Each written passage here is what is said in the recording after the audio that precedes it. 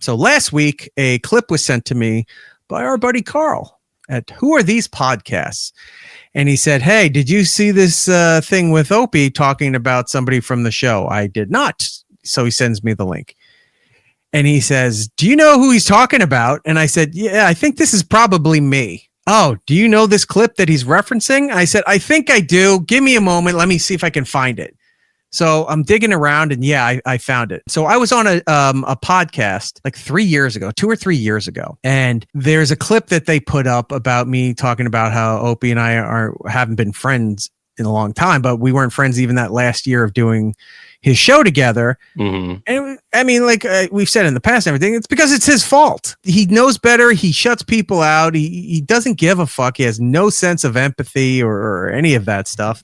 And if you try to help him, you're immediately wrong. If you know better than him, no, you don't. I'm who I am. I'm whatever. He got into his own head, and he has a history of family mental issues, which I think have been raging in him for the last decade now. If you watch any of his live streams, if you watch any of the clips that WATP plays, if you watch any of the clips that Anthony plays, you can see Ope can't talk like a functioning human being anymore. No. He's doing voices like this, and he's like, oh God, what is wrong with you? Like he's doing that shit all the time. He's a fucking cartoon character. You can't have a discussion with him. No. In that clip, I had said, we talked about the archives. It's pretty known that I have all the archives, and I've tried in the past to get them, to work deals for them to own all their stuff. He wouldn't do it. There's 2 packages of clips here that I put together that we're going to go over and review. His YouTube channel is going insane. And it's not to the point of just like, oh, what is he doing? Everybody's noticing this. People within the O&A world, people outside of the O&A world have noticed that his channel, his numbers, something isn't right with all of this stuff, right? I'm going to show you a couple things here. I got some stills. Let's look at this. This is a screenshot from his YouTube channel. This video he has up here on his YouTube channel, this was from the other day. This isn't right now. I'm sure it has views, but at this point, it says, Opie expresses Howard Stern's hypocrisy in an epic rant. Like he does all these things that he thinks is not OBS. I forget what it is. There's a whole system there where keywords and certain phrases get you recognized and in the algorithm and whatever. Gotcha. So an epic rant, exclamation points. He censored, all capitalized, Opie and Anthony. You can see on this thing here, it was at the time that I saw this, it was posted 3 hours to when I saw this. Jordan, could you tell me and the radio audience how many views that video has in 3 hours? 0. No views. Yes, it doesn't even say 0. Yeah, it's not even assigning a number. It says no views. 3 hours after it's posted. Nothing. That is wild. Right. You can get on almost any video, if you posted it, 1 or 2 views within the first 15 minutes of uploading. You get 2 to 4 by accident. Yeah, you get 2 to 4 posting just because you're checking to make sure you have the captions right. You have the descriptions right. Do I have the right keywords? Do I have the right hashtag? Do I need to write something in the comments? You'll get at least 4 from yourself if you're doing it right, to make sure it looks good from the viewer's perspective, not just the back page, the dashboard there when you're putting that out. 0. It means he loaded the thing, pushed it through, didn't look at it, didn't bother to check anything. There was nothing. Big Red Tower says, yeah, 150,000 subscribers to his YouTube channel, no views in 3 hours. 150,000 subscribers, 2 days after this. What do you think his video? Oh, you're on the page right now? I'm looking at it right now. What do you think his view video? This exact video. What do you think? 2 days removed from him posting it, 150,000 subscribers. I'll say under 1,000. You would be correct. 529 views. Oh, for 150,000? 2 days later. His morning show streams, not even a show. He's just his fucking lunacy of doing a morning stream. Somehow has 70,000 views. And it's not even while people are watching it. Because of the comments he made in these videos that we're going to watch, I decided to pop into his live room every day. And I was sending him messages. And I said, let's discuss some of the comments you made the other day. Send me the link. Would not acknowledge that I was in there. I find out he's simulcasting on a second YouTube channel called Opie Unleashed NYC. And I go over there, and it has even less than the main room that I'm in watching his live stream. Opie Unleashed. It reminds me of like he's trying to do like a Girls Gone Wild video, or like the uncensored. Like, remember when Jerry Springer would sell those uncensored videos where it's like too hot for TV. Too hot for TV. This is like him giving his hot takes that he doesn't already normally do on his normal channels. Like, come on, dude. That thing was supposed to be for his man on the street antics. Like he would go out there and film videos. That channel was supposed to be just for that stuff. But you know what else he's doing now? This is a sickness. So he does his live stream in the morning on these platforms. I think he streams to his Facebook too, but I mean, who the fuck's on Facebook anymore, right? Then in the afternoon, he'll take the video from that live stream and live stream it again to all his platforms. What he's doing is, it was like when we were on satellite radio, what Stern still does, because that's how you do satellite radio stuff. You have your morning replay, right? And then after his show's done, he would have like the wrap-up show, some other stuff before 12 o'clock, and then his show would replay again. For us, we were done by 11 or 12, and then Ron and Fez would come on noon to 3, Bennington now. And then after 3 o'clock, our afternoon replay of our show would come on there for people who didn't get to hear it in the morning. They could hear it on the satellite radio in the afternoon, in the evening. Plus, we had the on-demand version of it. So you could listen to it anytime off the app. So there's plenty of ways to get the content if you're not there live in the morning, just like everything now. If you can be there to watch it when it's on, great. If you can't, it doesn't matter. You can watch it whenever you want to watch it, and those numbers count. This morning, I went into his live room. What for that afternoon drive home? For anyone on the, driving home, wanting to watch them on YouTube as they commute? Yeah. Like, that doesn't make sense. And for some reason, he switched everything now to vertical video. Yeah, I'm looking at it, and I'm like, you've got all this negative space in color on each side. I'm like, that is... At one point, Dum here was streaming live like this, as we would, full HD, had a phone next to his camera, and would record the show or stream the show in vertical at the same time.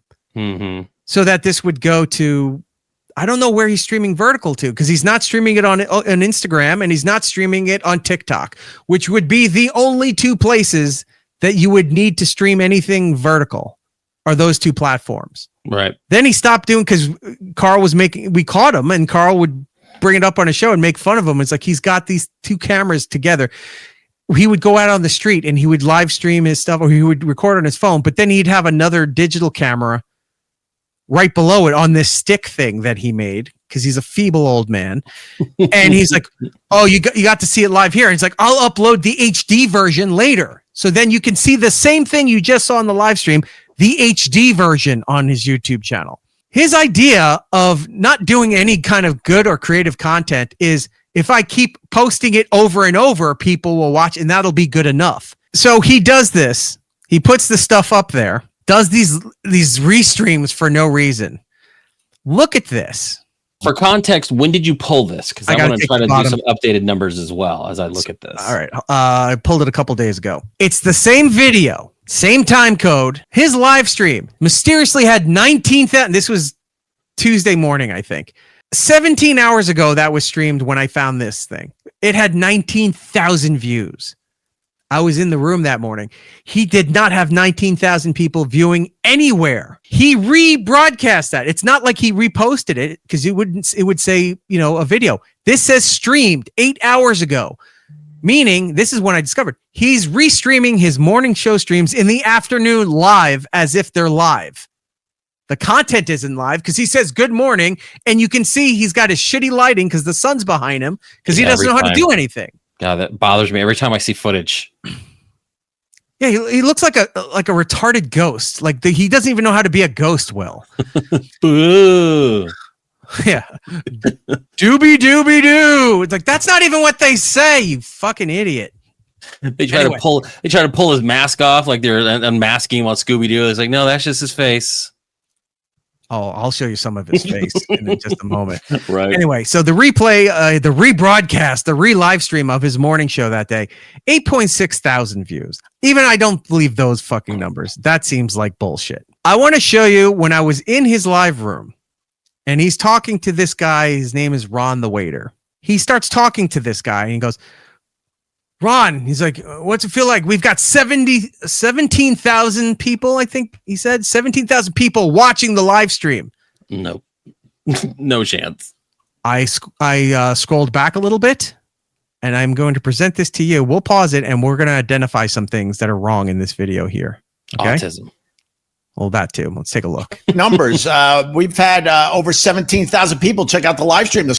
Okay. Right up there in the top under OpieRadio, it tells you how many people are in the room. Jordan, can you read that? Is that 146? That's the first room. That's his main room. On his other channel was under 100 people. 17,000 people are checking this out. What I think he's doing, and at least in this particular instance, when you have a software like StreamYard or that EV Musk thing or that other thing people are using. Mm-hmm. We have it here. We can see there. We can tell people who've come and looked at our feed and what we're doing. Now, we have people in the chat room. We have people, if you go to the Twitch dashboard, you can go to the YouTube dashboard, open any of the tabs. You can see who is in the room right now at that time. Where the numbers get a little inflated is because of Twitter. So if somebody happens to scroll past your posting and it's embedded in Twitter, the live stream feed goes into the Twitter account. If they scroll past that, or even if they click on it for a second and then move on, that counts. That's the same as when Sirius used to count the cars at a car rental place or on a lot that haven't been purchased yet as subscriber numbers. Where it gets even, we'll play the rest of this and we'll talk about where it gets worse. Morning. I'm going to tell you why. They're clicking through. You need them to stay a little longer. But I'm going to tell you why, Opie. Today. Yes. I'm going to tell you why. You see how annoying this guy is right away? Already. Yeah. He reminds me of this character actor, and I can't think of his name. David Paymer. There it is. David Paymer. Yep. I know you've seen him in a lot of movies, but where I know him best is a Dudley Moore movie called Crazy People. I remember that actor from Ocean's 13. He was the hotel reviewer that they kept fucking with. This guy, sorry, old restless. City Slickers. With Billy, not Billy Joel, with Billy Crystal. Billie Eilish. Yes, Billy Idol. Yeah, Billy Idol and City Slickers. And you were thinking of City Slickers 2, actually. The Legend of Curly's Gold. Yes. Well, he's in both of those movies. Is he in both? I remember from the second one for sure. Oh, maybe he's in the second. No, I think he's in both movies. Listen to this here. We talked about Opie's lighting. The sun is right behind him. It's just a terrible place to be. Like, it's just the worst. He looks like one of those shadows on the rocks from the people from the nuclear bombs in World War II. The Opie Hiroshima show. Yeah, his face looks terrible. Which, by the way, I have some stills of his face I would like to show you here. Look at this. Oh my God. Look at that. Not altered. All I did was lighten it up because it was shadowed. Like it was just too dark. All I did was lighten it. That was it. Look at him. Look at his eyes. People were goofing about his purple lips and his blue teeth because they think he's drinking too much wine. But look at his eyes. Doesn't it look like he got hit? Oh my God. Somebody punched him in the eye. And probably for, justifiable reason. But look how dead he looks. They do this thing. I don't know who coined the phrase, if it was Uncle Rico or who are these podcasts, when they talk about Stuttering John. They call it dropping the needle. It's where you just drop the needle of a record player onto any part of a song, of an album, and it's a good part, right? So wherever they would just move the cursor and then randomly stop, it would be John making a pose, a face, or something like that, and it was just hilarious. So I started doing that with Opie, and oof, the same practice works for OpieRadio videos. Because one, look at him; he looks like he's dead. Right. Look at this. Looks like his soul is trying to escape him. This is my favorite. Oh my God. That's the Dollar Tree version of Ian McKellen. This is it's like the Deadpool Wolverine movie where they had the worst version of Wolverine. This is like the alternate version of They Ian found McKellen. the worst version of Magneto. The guy who did like his powers were half-assed. He really didn't lead a revolution for the X-Men and the mutants.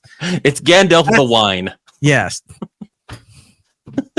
That might be the show title. His big purple lips. I'm not trying to help you. But I mean, he looks like Poop Deck Pappy, which is Popeye's dad, if you're not familiar with that. But he's aging horribly. Ray Walston. Yes.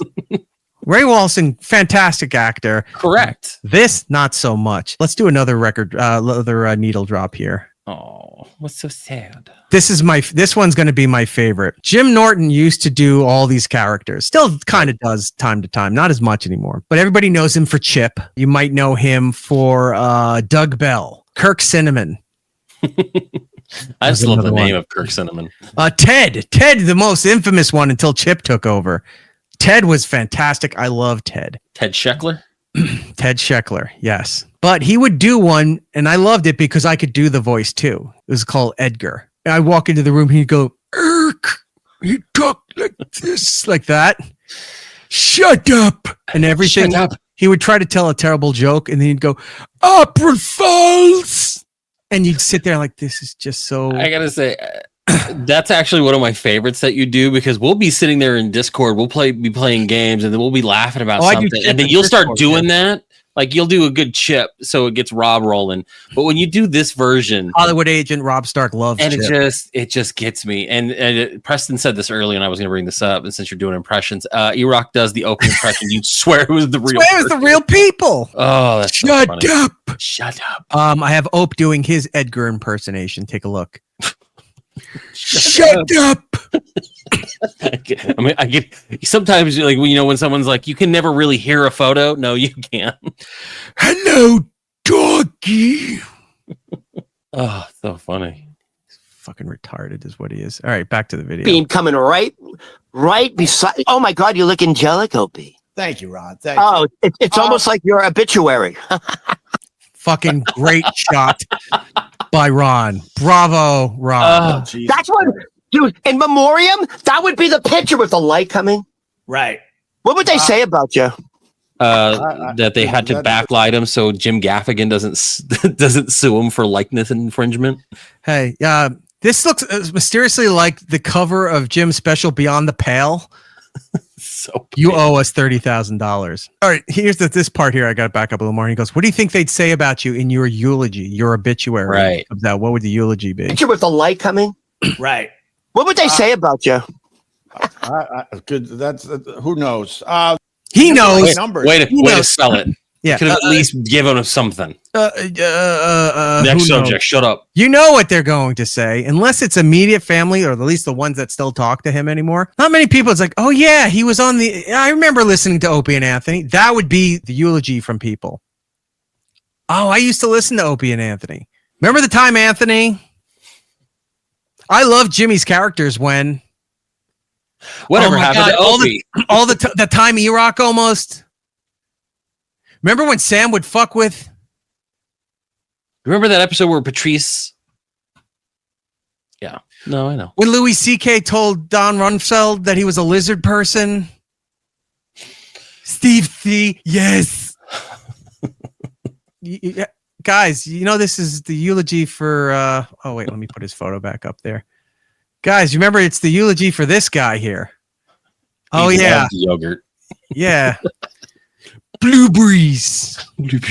So Carl sent me the thing. He's like, do you know who he's talking about this? And I said, yeah, I think it's me. Well, before that particular segment, we'll save that one for last. There was a thing where he's talking about the archives, why he doesn't have the archives. So I put this together and I'm watching it. I'm like, we could sit there and comment on this. But I was a bit punch drunk. It was like 2-3 in the morning. I was overtired. I said, why don't we have some fun and just insert random clips into his commentary to answer his own questions for him? The old O&A. Well, thank you for that, I guess. But the fact is, we make no money off that shit. Speak for yourself. So if you really support Opie and Anthony, and we And we gave you joy. Oh no, he's gonna sing. We had fun, we had joy, we had seasons in the sun. Is he retarded? Look, if you're a huge fan of O&A and you think it's going to make me happy that you say I still watch the old O&A, yeah, of course it does to a certain extent. But if you're a fan of, he hates that, by the way. He does not. He's like, oh yeah, no, I do appreciate that. He hates that nobody talks to him or compliments him on anything current that he's doing. I know a few people like that, where it's like, I do this thing now. Why don't you like it as much as the thing that you loved me for then? And it really does get to them. Yeah. Exactly. So I tied an onion to my belt. Which was the style at the time. Yes, Maven, he is such a douche. Continuing on. Opie and Anthony, I speak for, yes, believe it or not, I speak for all. No, you don't. Doesn't matter, we don't get along. A lot of us don't get along. It's not just me and Anthony not get along. There's across the whole goddamn spectrum. People don't get along as far as the O&A world goes. And whose fault is that? As far as the brand goes, if you are a big fan of Opie and Anthony, you got to support us. The new stuff is where we make our money. We were never able to make a Howard Stern deal where we owned our own material. Oh, my God, if we owned our own material, I would not be turning this on. I've given him tons of opportunities on how to buy the rights to their library, how to get ownership of everything, I even give him a hard drive of that stuff. He wouldn't take it. I would be fucking taking baths in money, but we didn't get that deal. And whose fault is that, you guys? So if you truly are a fan, please, in my case, fucking subscribe to one of my 3 podcasts. Sit through a stupid commercial. That's where I make a few bucks. I think it speaks for itself.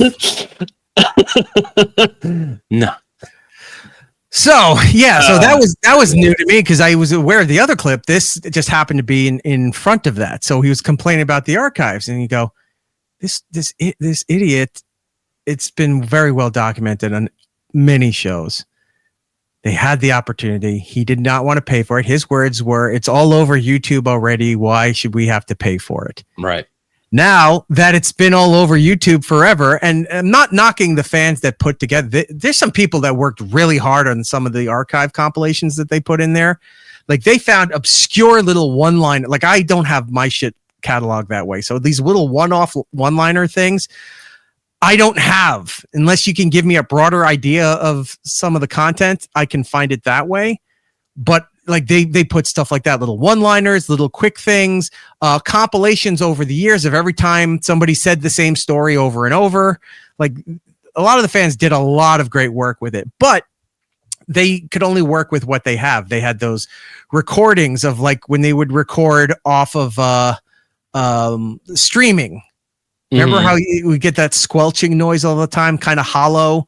Yeah, streaming through SiriusXM, streaming through the internet. It's not like what it is now, but you're talking. Oh yeah, because you're getting a really shitty bit rate, so like the quality is not coming through good. Yeah, it's like 64 kbps or lower. Mm-hmm. Some of the old shows, if you find them on whatever pages, YouTube, stuff like that, they would save our 4 or 5 hour show in 24 kbps because it would allow them a reasonable size for the entire show. But it sounds like shit. Again, not knocking the people that were doing their own archives and posting this stuff and whatever. They worked with what they had, and I understand all of that.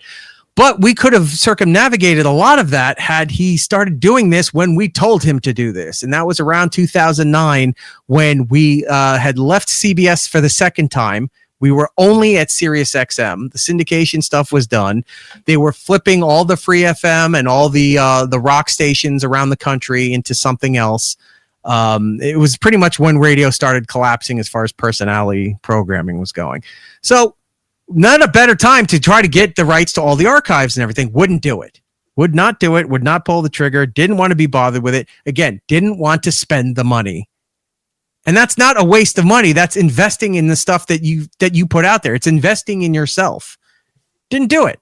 So now he's wanting to put up all these shows, putting these clips and everything on there, and he's getting fan recordings or stuff online, which is, to some degree, it's fine. A lot of the stuff is not really that good, but he's putting it up there and he's trying to make money off of it now. Now he could have had Even his solo show with Carl in the afternoon when I was there, he could have all those archives too, because I have those rights as well. But he doesn't. He didn't want them. Didn't want to deal it. Doesn't want to talk to anybody. Not my problem. You could have had it. You could have done.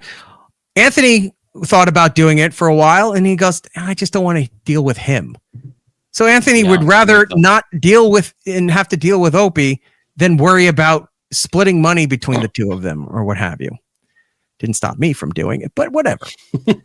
Let's go to part 2 here. Now it goes into the clip that was originally sent to me where he won't say my name, but he's complaining that like somebody sent him a clip of somebody that used to work on the show that was, as he says, complaining that we're not friends anymore. I'm not complaining.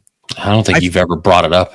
No, I flat out, when it needed to be explained, I explained the situation, but I'm not sitting here and go, why won't he be friends with me? He made a choice and fine, but let the rest of the video, and I threw some more clips in there, but there's other parts I'm going to pause so we can address some things. The O&A world. I saw a video. Somebody, I got my people. They take care of me. They protect me. No, you don't. No. They sent me a video. Because that's a lie.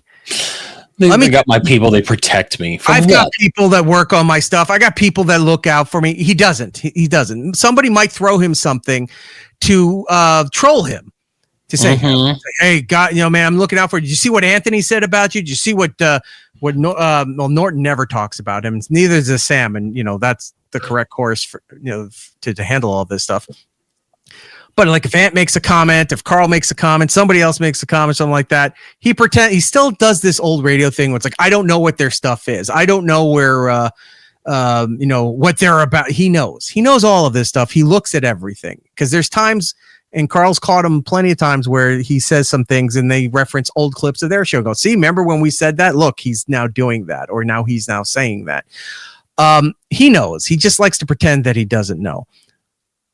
Where he's lying, he said, to tell you the truth, to be perfectly honest with you, all those cues, he's lying.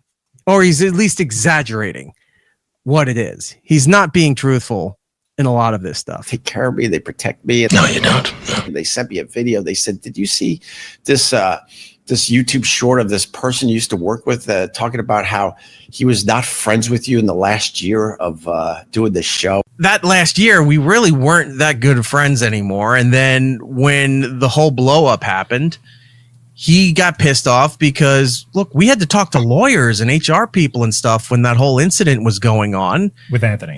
This was with Roland. Pissing, the Roland thing what got Opie fired. So we're not going to lose our jobs to lie for something dumb. When I went, ew. What a pussy. What, a grown man talking about his friendship with me when the reality was we were workmates. He was never a real friend of mine. He wouldn't even be in the top 100. And I have a lot of friends who I love that are in my top 10 of best friends. Now, that clip was put in there to show is people who have no friends say things like that. Mm-hmm. My top 100 of friends. As you're an adult, do you know how hard it is to keep close friendships with a lot of people? It's impossible. And it's not because of lack of trying or whatever, but people have their lives, people move, there's things going on, kids, family, what have you. So yeah, it is difficult. But if you manage to keep a couple of good friends around, fantastic. He doesn't have that. Or at least to the degree that he's proclaiming that he did. What does this say? Eric T. The man cried on the radio because Anthony didn't want to be his friend. But when me and Anthony started doing radio, we couldn't get enough of each other. After radio shows, we would call each other and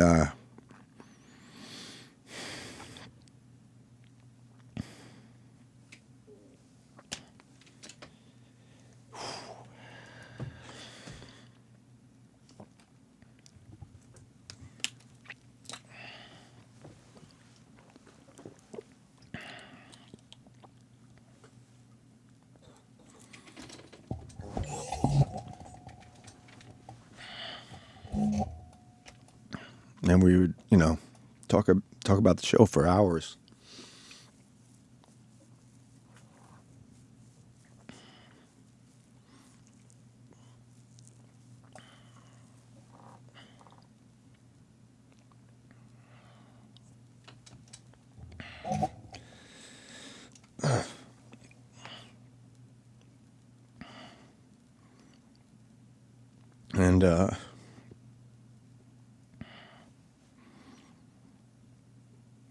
And the fact is, I did, love doing the show with him.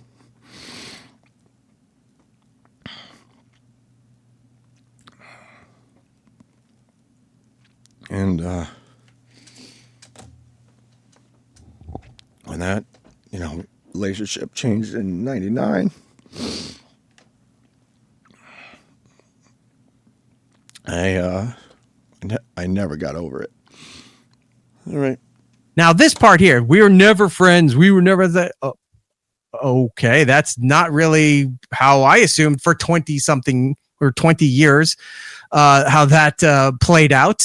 This is the guy who invited me to stay at his place when I was moving back up from Florida until my apartment was ready. He let me crash at his place in the city a couple of times. He didn't have to. It was very nice of him to do that.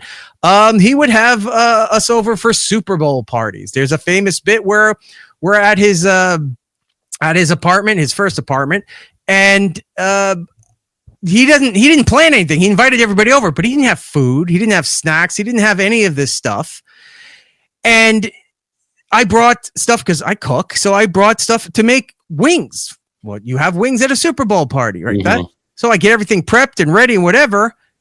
And I have it all set up in his kitchen. And when I walk back out to the living room where we watch TV, whatever, he thought it'd be funny that he threw the whole thing out. And he thought that was hilarious that he threw the entire food thing out and then had to try to track down some place because he's like, oh, we'll just order some pizzas. And it was having a hell of a time trying to get pizzas late on Super Bowl Sunday. No. You can find that online. The bit's out there. We were invited over for New Year's stuff. We were invited to his house in the Hamptons several times where I brought my family, my dog. He's like, oh, bring the dog. That'll be fine. I was there, when shortly after his kids were born.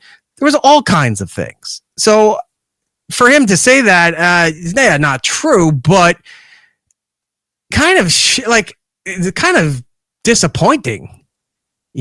Where to react that way too, like ew, like you did something so egregious, and you got to look. I've seen this clip of you having this conversation. That clip was for like a year ago, right? This wasn't even like we just talked about this last week or the week before. That clip was something that you did. Is over 2 years old. It's an older clip, so no one just sent it to you, and if they did, it's really old footage. Yeah, because what was going on to even bring that up? So somebody was sending it to him in order to get him riled up on this stuff. So when it really bothers him is when he doesn't, like, he'll say Anthony's name, but for everybody else, he won't say people's names unless it's something that he thinks that he was in the right on, and then he'll say their names. But if he says somebody that used to work with or somebody whatever, it's he's embellishing or he knows it's not true or whatever. So look, you could go back in your life and you can say, I'm not friends with this guy anymore. I'm not talking about us. I'm just saying, like, in your past, you can talk. I'm not friends with him. At one point, I was friends with him. Like, yeah, we were friends in high school, or we were friends in college, or we were friends in my 20s, or something like that. I don't see the guy anymore, so we're not really friends anymore. But you don't, you have a history or something, right? So we're gonna say we was never friends, dude. This guy invited us over. He's been over at my house many times. My wife, his wife, even Sam Roberts' wife, they all used to go out without us. They would go out to dinner. They'd go out to shows. They'd go out and do all kinds of stuff together. They were all friends. We were friends. I mean, he's not friends with Sam anymore. He's obviously not friends with me anymore, but apparently we were never his friends. So, okay, if that's how he's going to try to spin this to make himself feel better, or to at least try to, live the way he does, where nothing is ever his fault. Everything, and for him to go, ew, you want to call him the F word so bad. Cause like, what is wrong with you? Who reacts like that? It's so mentally fucking delusional. That's like the reaction you get from a teenage girl. Yeah, that's exactly what it is. Everybody's fault. It's all everything. They did me wrong. He never did anything wrong. He'll throw in there, go, oh yeah, I did my share too. All right, what do you admit to then? What was your wrongdoing in this? Never once. Not just like me, but in the scenario of that show. Never. I know he wanted to get Jimmy pushed out. It was obvious. We all knew. Jim knew that they weren't getting along together. So he wanted to do his own thing. That's why he stopped showing up through most of 2016. He took the summer off, which he shits on Howard for now. Oh, you took the entire summer off. It's like, you did that, asshole, in 2016 before Howard started doing that. From January to Memorial Day, we took no holidays, no vacation time unless it was legally required, like a federal holiday or something. Because he was saving up all his vacation time to use it to be gone the entire summer. And when he told the company, well, I'm going to be gone, this is summer of 2016. We're going to take be off for the entire summer. So we did 1 week of best of, and then they told us, and Roland too, start booking comics, booking guests, having fill-ins. We're going to have live shows. We'll do all of this stuff. Kevin Smith filled in for a couple of days out of LA. But there, Jerry Springer hosted a couple of shows. I know my show at the time, we filled in a couple mornings. That's where Jim and Sam were born, out of necessity. And they got really good at it, and they were working together. And then we stopped scheduling all the other fill-ins. It just was like, oh no, Jimmy and Sam will host everything. Travis and I run the behind-the-scenes stuff. And that's where their show was born, because he took the whole summer off. Barely came back through September. Wasn't there for the last day of the contract. Kept teasing, oh, we're not going to re-sign. He was writing cryptic messages in the sand in the beach.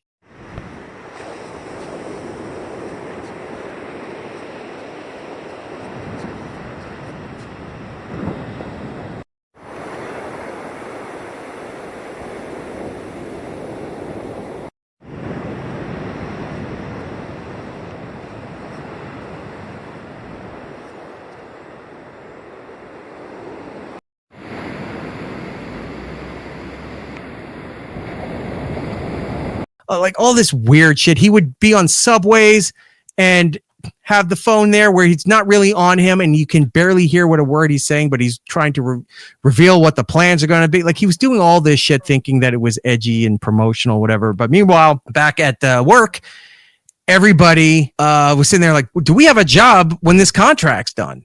We haven't renewed anything. He wasn't there.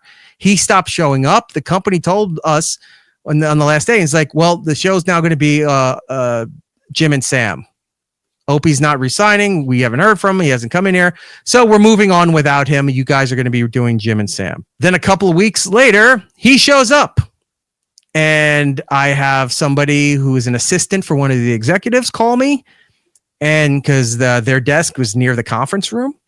And they said, Opie's in there with the president of the company. We didn't know Opie was there. And it's like, really? What's going on? What are you doing? I don't know. They're having a talk or everything. And he goes, but the president of the company just got up, was standing up, looking at him, didn't look too happy, pushed a piece of paper in front of him and walked out of the conference room. Shit. All right. Well, let's keep us updated. Half an hour goes by. We don't hear anything. I'm like, what the fuck's going on? Person calls us back. Yeah, he was walking around in that room the entire time on his phone. And it just looks like he signed the paper kind of angrily, hucked the pen, and walked out. He didn't come by the office. He didn't come talk to us, anything. Just walked right out and was gone. Next thing we know, you're in the office. Don Wicklin, you may know that name through the history, walks in and goes, hey guys, so Opie resigned.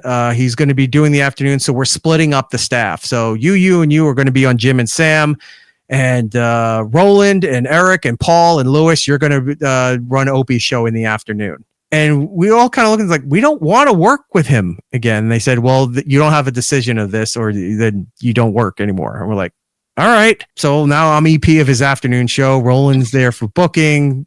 Paul and Lewis are doing video and associate producer stuff. And that whole year, he didn't want to talk to us. He had Carl and Sherrod and Vic Henley around. That's all he cared about. Didn't look at the prep, wouldn't talk to that whole last year. It's like, we weren't friends with him anymore. He didn't want to talk to us. Didn't want to deal with us. Even in a work capacity, he just stopped connecting to anybody anymore. So yeah, that was true. But if we were supposed to be friends, wow, within 20 years, that did not look it at all. I remember one time he got mad at me. He went to Atlantic City for some reason, and he forgot their luggage. They got up and left their suitcases at their apartment. He called me. He asked me to go, if I could go to the building. He said he talked to the doorman and everything there. They would go in, they would open the door. Could I get their bags and bring it to Atlantic City for them? He said, I'll pay for, we'll get you a room. You and your wife can come down. We'll all hang out. We'll go to dinner and all these things. This was like in a Saturday afternoon or something. We had other plans. And I said, I can't do this, man. And like, I don't want to say begging, but he's really kind of leaning into it. He's like, please. He's like, you're doing me a big favor. Could you please do that? And I had to tell him, no, I couldn't do this. And he got so bent out of shape that following Monday that I didn't go and get his luggage to bring it down to Atlantic City. Sam wound up doing it if I'm remembering correctly. You saw how he treated Sam as the rest of the time went on, that Sam was persona non grata. He didn't like Sam. Sam was a piece of shit. Jim's a piece of shit. Anthony's a piece of shit. Now, apparently, I'm in that club. We're all a piece of shit. Woodpit saying he doesn't have a good relationship with anyone from the show. That says it all. No, he hasn't for many, many years. Everybody else is the problem except for him. So, yeah. So anyway, the friend thing, it's unfortunate. I would have to say it's also delusional and a complete lie, but what are we going to do? Yeah, you're right. He's like a grown man getting upset over. No, a grown man's not getting upset over the fact that we're not friends anymore. A grown man was saying, yeah, we used to be friends, but in that last year, we weren't friends anymore. It happens, I guess. To him, it just happens. We were never friends. Okay. Whatever delusions you need to get through the rest of your life is just, we'll just nod our head and go, okay, Greg, whatever you need. Whatever you need. Menopause changes people. Oh, yeah, it does. If you saw that photo of him, I mean, look at that. Who knows? I mean, the estrogen. It's just crazy. He's got black eyes like a doll's. Like, that hand that comes through the television in Poltergeist? Oh. If you saw the face that the hand was attached to, it would probably be this. He's the preacher from the second movie. Yeah, I'm here to see Carol Ann. His face peeling. That scene haunted me as a kid, where his face is falling apart in the mirror. It was in the bathroom or something, right? Something like that. Where he's looking at the mirror. Oh, fucking gross. All right, let's continue on here with this. In my top 10 of best friends. But he's sitting there on YouTube Shorts talking about how the last year we weren't even friends anymore. Look at that. You know what he sounds like? You remember when Monty Python would dress up as old women? Mm-hmm. Hello, this is Conclusion. Like, that's what he sounds like. You're not a character actor. You are a workplace associate at best, Eric. You're not talented anymore. I don't know if you even... How are you a has-been and a never was at the same time? Look, I've never spoken about that stuff, but, everyone said, well, if it wasn't for Anthony, it's like, well, you give Opie his credit because he pieced everybody together. 100%, I'll give him that credit. But who carried the show for the rest of the time? Anthony, Jim, the supporting cast, and the comics that came on the show. That was the show. Yeah, I don't know what voice he's doing. He thinks weird. He thinks he's doing... He's doing this voice. Now, I want you to try to do an Opie with doing this one. It's the old lady from Monty Python. The parrot! I can't do it. This parrot is no more. It has ceased to be. Last year, we weren't even friends anymore. This parrot is no more. It ceases to be. This is an ex-parrot. That's the other thing. He turned into a fucking bobblehead. He did. Yeah, that's weird. Well, because he was even doing that without even like this part of it aside. Earlier, he's doing this. Well, then I did this. He's like, he's got that Stevie Wonder blind thing going on. Right. You know what it is? It's self-soothing. Yeah. I've seen, when babies do that, where they rock themselves to soothe themselves to go to sleep. Yeah, it's the stimming for autistic kids. Yeah, that's what he's doing. When he's doing this, he's self-soothing. So he can feel better about whatever he's spewing, and he knows how terrible all of this is. Been friends anymore. Oh my God, you weren't even a true friend of mine. A true friend of mine. Right. You've got a friend in me. You know where I wasn't a true friend to him anymore? When I didn't lie to HR and the lawyers about whatever the shit was that you were doing that pissed off Roland, that he went to HR and the lawyers. I wasn't there for that. I wasn't even remotely close to when that went down. I wasn't there. And he expected all of us to tell them that it was no big deal. He lied about that this video didn't exist. And then at some point on air, he said, oh, the video existed. It was G-rated at best. So he was lying to the lawyers and HR, and then that's either the second to last show or his last show. Sherrod Small outed him when he's like, no, it wasn't a video. Sherrod goes, it's like, yeah, there was a video. I saw it. Everybody down at the cellar saw it.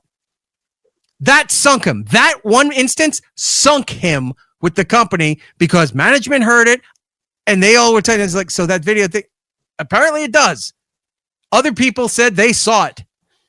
And he openly lied to the company on that shit. Plus the fact that he was sneaking into Howard Stern's section of the floor after hours by lying to the cleaning ladies that he worked there so he could go in and videotape. That didn't help either. No. Could you let me in there? I forgot something. You got a key? Thanks. You're going to get in trouble. Why am I getting in trouble? I'm just taking a look. It's really nice. Oh, boy. This is great. How far do we go? There's nobody here. We get in trouble. I'm back in there. Go ahead. Yeah, I'm doing it tomorrow morning. Here, he's going to call you out. Here comes somebody. Oh, okay. Sorry. Just taking a look. Get this. Make sure this lady doesn't get fired for helping you. Thank you. Thanks, dude. I hope that woman doesn't get in trouble now. That's the only thing. Nah, she'll be all right. She doesn't speak English. Fucking creepy, man. Nobody blows up shit better than Opie. But God bless him. He got a lot of clicks on that video. My God. Wasn't my video. I was a guest on somebody else's show. But see, that's what 2 years ago. That's the other thing he's upset about. Well, he got a lot of clicks on that. My God. Yeah, he's upset that he's not getting the attention for that stuff. That's not my video. We didn't get those clicks for it. I don't put stuff up like that. No. I'll put this segment up now because of this shit. But we don't really ever put stuff up about Opie because we don't care. It's when he does this nonsense that you go, it's sad and pathetic at this point. It's not even like, oh, we're going to fight and have a radio war. No, we're not. We're addressing this now because it seemed like something to do. But after this, we move on. Anthony has a theory that he's up at this early in the morning because he still thinks that if he has this discipline and he's still doing all this stuff, he's going to get a radio job. Someone's going to notice him that he's still able to transfer over to radio right away. It ain't happening. Radio doesn't want anybody personality wise anymore. No. Anthony's situation is a rarity right now in this business. Major companies don't want anybody controversial, don't even want anybody polarizing. If they do have those people, it's because they've been there for a while and have always been there. A handful of these people that are personalities and doing morning shows, because they've been there. They're kind of grandfathered in. They're not hiring that shit anymore. They're never going to hire a Howard Stern, an Opie and Anthony, not even a Ron and Fez for as outrageous but tame. Also, Ron and Fez was compared to a lot of the other shock jock style shows. Bubba the Love Sponge, we played a clip of him. Yeah. Still promoted. It's like, oh, we're on a 50,000 watt station over, this way in Panama City. It's like, that doesn't mean anything anymore. Nope. Means nothing. It's not the bragging rights that we used to have back in the 90s or the 2000s. That doesn't mean anything more. Terrestrial radio is never going to happen again. Unless something drastically changes, they're never going to have personalities that are anything other than reading liner cards or prep sheet service. Maybe this is the thing that keeps him going. When like about Schmidt, that scene where he's leaving the company, he's kind of pushed out or whatever, retirement. Mm-hmm. Next day, he walks back to get something at the company and he's by the loading dock and they're throwing his entire life's work into the dumpster. And then you have to learn to live without the identity of your job. That's where he's at. He hasn't gotten past that grieving part, where he's learning to live his life without the identity of Opie or Opie and Anthony. And this is what the result is. This is a fragile, frail human being that doesn't know what to do anymore. And you know what usually happens to those people when their career is their whole identity, their life? They're not long for this world much longer. No. There's people who work past the retirement age and then finally, because of medical or because of just they can't do it anymore, they retire. And then what happens? You see them wither because the job was keeping them alive. That whole mindset was keeping them alive, a routine, a schedule, some sort of purpose. When you don't have the show anymore, he feels he has no value, no purpose. He will never admit it. But look at this. This is the evidence that he refuses to acknowledge. He's not happy. He's extremely miserable. He has no one around him to even guide him in the right direction to help him with his career, to try to rejuvenate his career, maybe another run somewhere. Anthony's doing it. Anthony did his own thing, but now he's with WABC. And I'm not saying Opie can be Anthony. There's no need to. But Anthony kept going, kept doing what he was doing, and the job came to him. Ope still has a name. I don't know how good his reputation is anymore because everybody I know that watches him, they're just they don't talk bad about him, but they just kind of shake their head and like that it's sad, or it's like I don't know what he's doing. But they're not out there shitting on him. But if he wanted to have a real chance at doing something else, there's people that were around that could help him.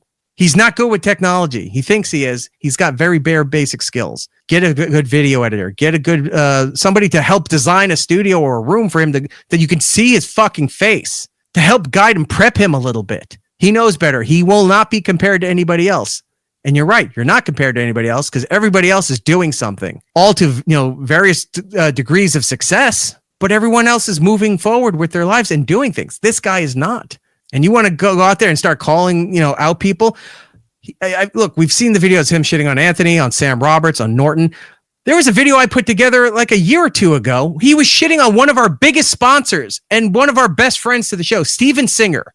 You may not know that name, Jordan, but out there, if you listen to Howard forever, if you listen to us forever, you know the name Steven Singer. I hate that guy. Everyone hates that guy. Then, of course, when I got let go by SiriusXM and lost the big seat, Steven Singer went a bye-bye. He didn't need me anymore. He showed his true colors. Just one of many people that showed their true colors when I wasn't in the big seat anymore. But no, I don't really mean F Steven Singer. It's just my slut. No, F Steven Singer for real. Oh, okay. Oh, you did me wrong. Oh, all right. Well, that's life. No, I don't forget. Loyalty means a lot to me. But the good thing with Steven Singer was he knew radio, he knew programming, and he knew to be a part of big events that other sponsors wouldn't do. So when we would do things or Howard would do things, Steven not only stepped up and said, yes, I'll sponsor this or I'd like to be a part of it. He would go above and beyond. He goes, how do I make myself the presenting sponsor? How is this Steven Singer presents this bit? He wanted to be the namesake for all of that stuff. And he's still doing it. Yeah. And where is he located?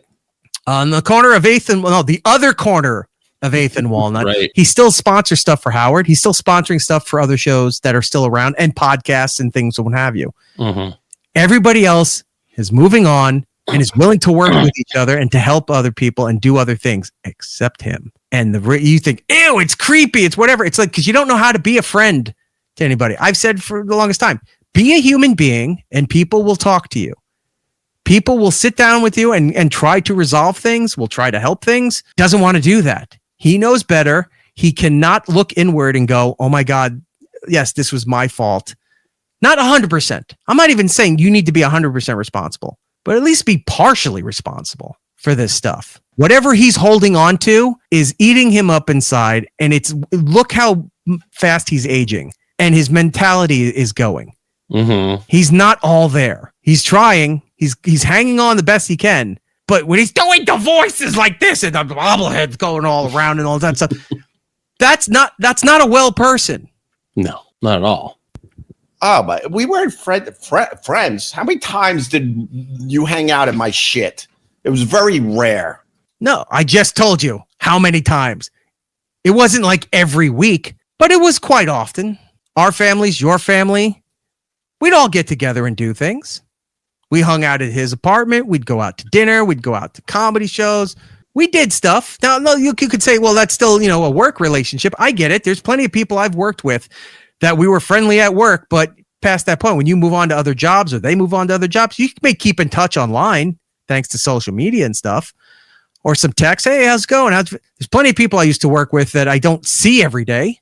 Right. But when their birthday comes around, hey, happy birthday, man. Or they post something about that's fantastic about your kid, man. Congratulations. Oh, thanks. How's your kid? You have that being a person. You have that kind of communication. And he thinks it's weird. Weird about being friends because he's an alien at this point. Fucking ridiculous. You hang out at my shit. It was very rare. This breaks my heart, to be honest with you.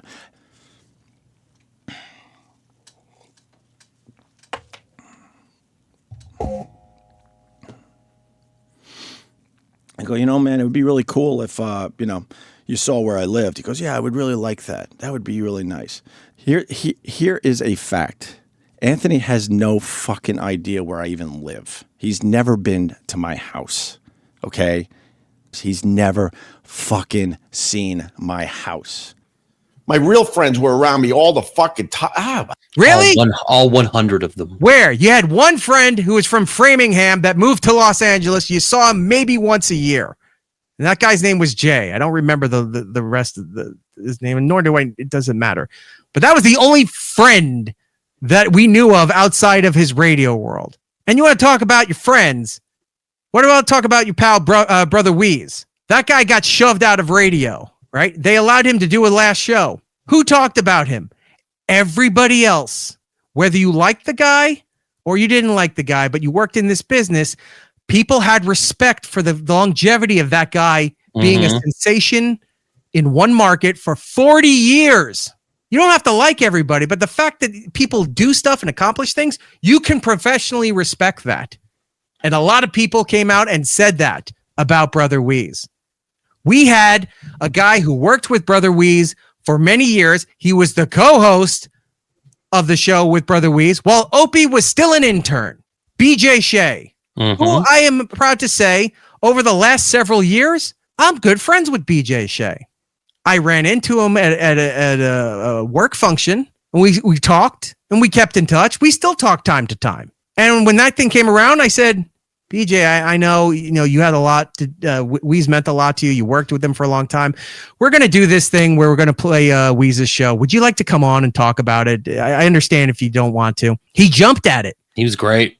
He came on. He sat. We did 50 minutes with him. We went probably almost a full hour. And then when we realized we were like going long, even like his goodbye was like just nothing but good things to say. Really good.